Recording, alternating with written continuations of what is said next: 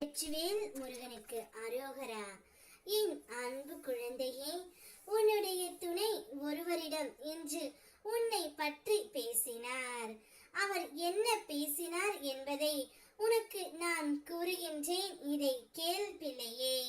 சந்தர்ப்பமும் சூழ்நிலையும் தான் நல்லவர்களை கெட்டவர்களாக்கி, கெட்டவர்களை உத்தமர்களாக்கி வைத்து விடும்.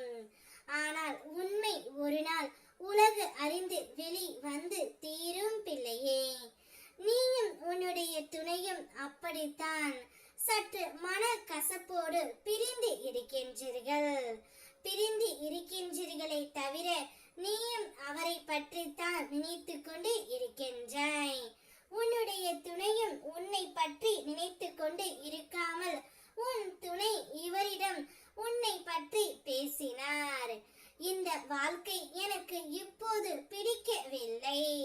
இந்த வாழ்க்கையில் நான் மிகவும் வேதனையை அனுபவித்துக் கொண்டு இருக்கின்றேன்.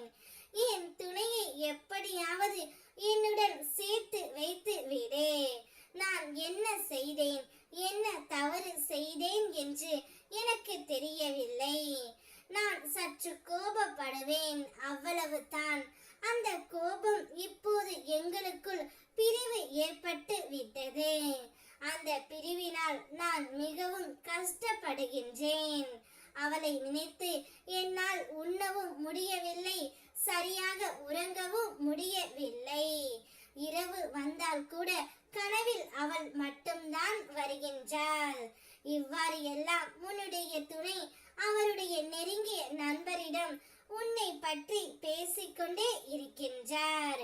உன்னுடைய மன வேதனை எனக்கு புரிந்தது.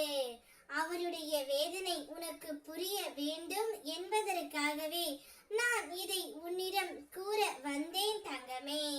இப்பொழுது அவர் படும் வேதனை வாய்விட்டு அவருடைய நண்பரிடம் கூறிவிட்டார். உன்னை பிரிந்து வந்த பிறகு அவருடைய நாட்கள் ஒன்றுமே சரியாக இல்லை.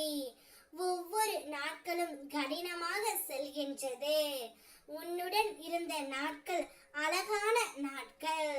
அந்த நாட்களை எண்ணி எண்ணி மனம் வருந்திக் கொண்டு இருக்கின்றார். இவ்வாறை பார்க்க எனக்கே கஷ்டமாக இருக்கின்றது தங்கமே. இப்பொழுது நீதான் உடனடியாக சென்று அவரை சரி செய்ய வேண்டும். அவருடைய எண்ணங்கள் என்ன என்பதை நான் உன்னிடம் கூறிவிட்டேன். அவர் இப்பொழுதும் எப்பொழுதும் உன்னை மட்டுமே நேசிக்கின்றார். நீ மட்டுமே அவருக்கு பொருத்தமான ஜோடி. உன்னை விட்டு அவர் இனி எங்கும் செல்ல மாட்டார். இனி வாழ்ந்தால் உன்னோடு மட்டும்தான் என்ற முடிவையும் அவர் எடுத்து விட்டார். நீங்கள் இருவரும் இனி சந்தோஷமாக வாழப் போகின்றீர்கள். வேல்வேல் வெற்றிவேல் முருகனுக்கு அரோகரா.